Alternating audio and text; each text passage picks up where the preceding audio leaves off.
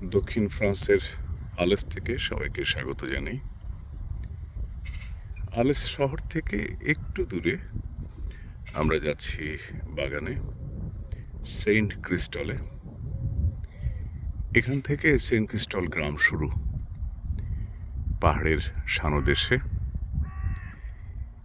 নির্ভীত এক একটি বাড়ি। আর এখানকার বনেদি বাড়ি ওরকম বলা যায় না, তবুও একটা ঐতিহ্য তো আছেই, ঘোড়ার ঐতিহ্য। এই যে দুটো সাদা ঘোড়া, আর ওদিকে একটা বাড়ি, এদিকে গম ক্ষেত, ছোট্ট একটা গম ক্ষেত, ওদিকে একটা খামার, আর এই পথ দিয়ে এগিয়ে গেলে আমাদের বাগান।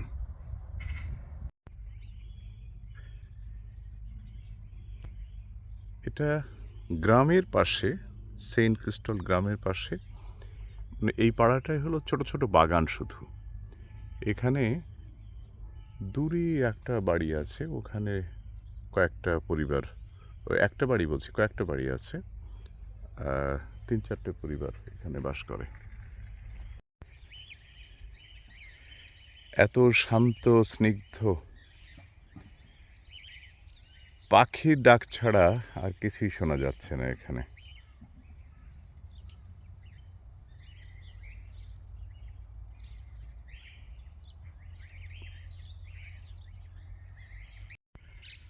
সবাইকে স্বাগত জানাচ্ছি আমাদের পাখি বাগানে।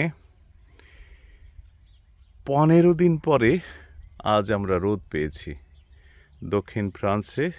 আজ রোদেলা দুপুরবেলায় বাগানে এলাম, এবং এরই মধ্যে তোলা হয়ে গেছে অনেকগুলো ধনেপাতা। ঘাসের মধ্যে লুকিয়ে রয়েছে, ঘাসই বেশি বড় হয়েছে, আর এর মধ্যে লুকোনো ধনেপাতা। বাহ, অনেকগুলো তুলে ফেলেছে দেখি। অনেক আছে কিন্তু একটু মূলো শাকও তোলা হয়েছে। আর এরই মধ্যে কাজ করা হয়ে গেল। এই হলো পেঁয়াজ, এই তো পেঁয়াজ হচ্ছে, আর এদিকে হচ্ছে পালং শাক নিতে হবে আজ, বেশ বড় হয়েছে। যত আছে একটু একটু করে পাতা ছিঁড়লে আবারও বড় হবে। বাগান এখন ধীরে ধীরে সবুজ এবং রঙিন হয়ে উঠছে।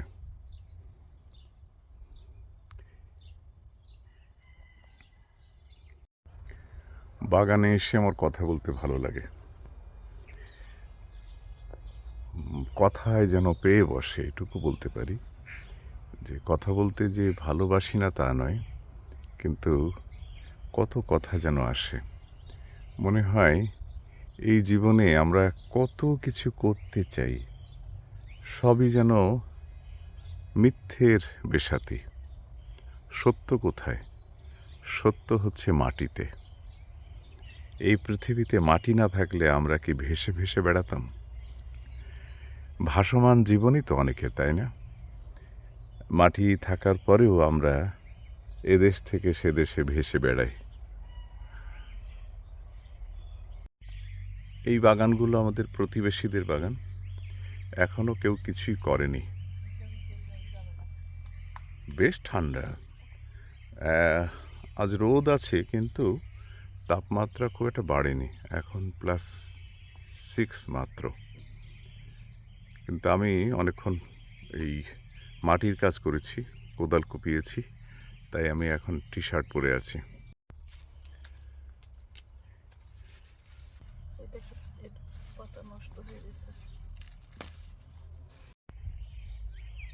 এটা কিন্তু চেরি নয়। প্রথমে মনে হতে পারে যে চেরি ফুল, চেরি নয়, এটা হলো আমান্ড। আমান্ড ধরবে। এই আমান্ড গাছ, ছোট্ট একটা গাছ, প্রচুর ফুল ফুটেছে। ঘাসের মধ্যেই সাদা ফুল দেখতে কি ভালো লাগে, তাই না?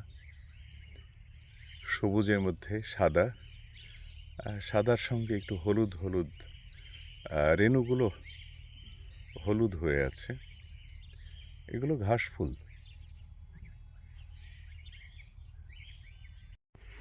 এখানে গত বছর প্রচুর চাল কুমড়ো ধরেছিল, 100রও বেশি মনে হয় চাল কুমড়ো হয়েছিল। এই যে শুধু এইখানে এই মাচানে, তো লতাগুলো একেবারে শুকিয়ে গেছে। তো এগুলো পরিষ্কার করব, মাচান আর এবারে ভাঙবো না এখান থেকে।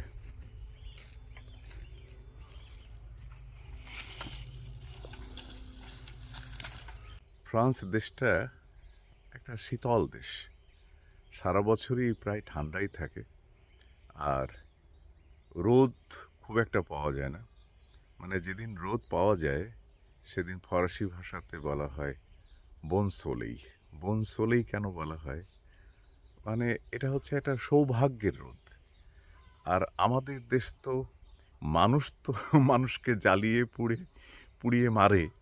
আবার দেখুন রোদও এমন যে পুড়িয়ে মারে, মানে রোদে পুড়ে যায় আমরা, তাই না? তো আমিও তো রোদে পোড়া একজন মানুষ। আমাদের এত রোদ হতো, এই এখন বাংলাদেশে চৈত্র মাস না, বাংলাদেশ ভারতে তো একই কথা, চৈত্র মাস। আর ফ্রান্সে আজ হচ্ছে 13ই মার্চ। তো এখনো বসন্ত আসেনি, পঞ্জিকা অনুসারে বসন্ত আসবে 21শে মার্চে। তো সেই বসন্ত আসার আগেই ওই দেখুন ওদিকে ফুল ফুটে গেছে, হলুদ দেখা যাচ্ছে। তো এত রোদ হয় আমাদের দেশে যে রোদে ত্বক পুড়ে যায় এবং কখনো কখনো ফসলও পুড়ে যায়।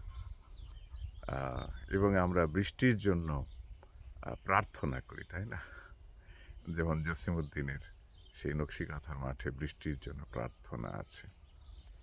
তো বৃষ্টির অভাব হয়, আবার যখন বৃষ্টি আমাদের দেশে হয় তখন রীতিমতো ভাসিয়ে দেয়। তো ফ্রান্সে সেরকম না, ফ্রান্সেও অবশ্য অকাল বর্ষণ হয়, আর তখন কোনো কোনো শহর কয়েক ঘন্টার জন্য প্লাবিত হয়।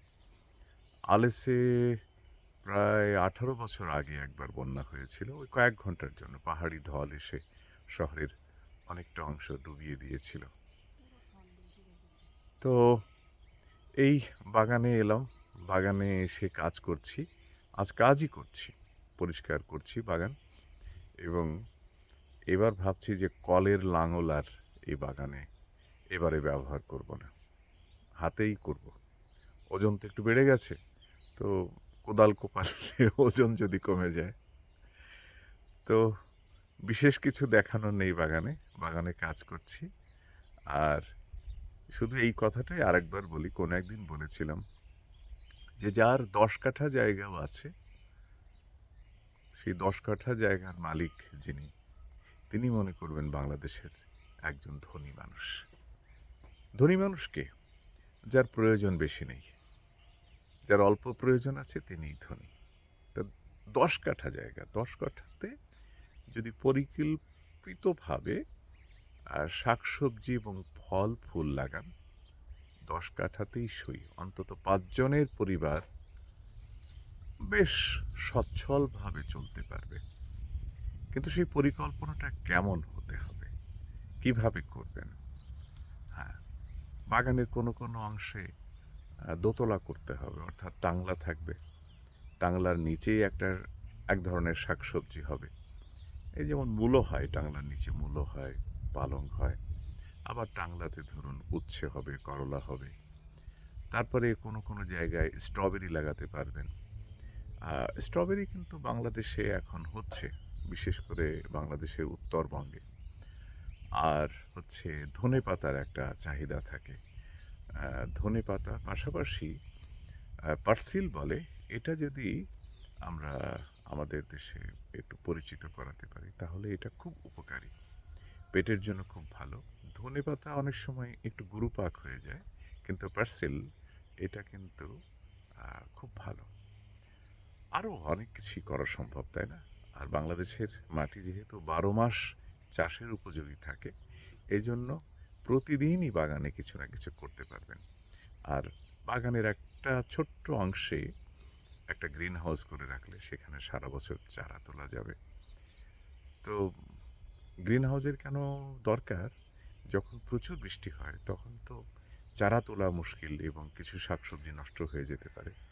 তাহলে অন্তত 1 কাঠা জায়গার মধ্যে যদি একটা ছোট্ট গ্রিন হাউস করা যায়, তো সেখানে আমরা কিছু ফসলও রাখতে পারি আর শাকসবজির চারা তুলতে পারি। সকলে ভালো থাকবেন, কল্যাণ হোক। তো আজ এ পর্যন্তই, সবাই ভালো থাকবেন।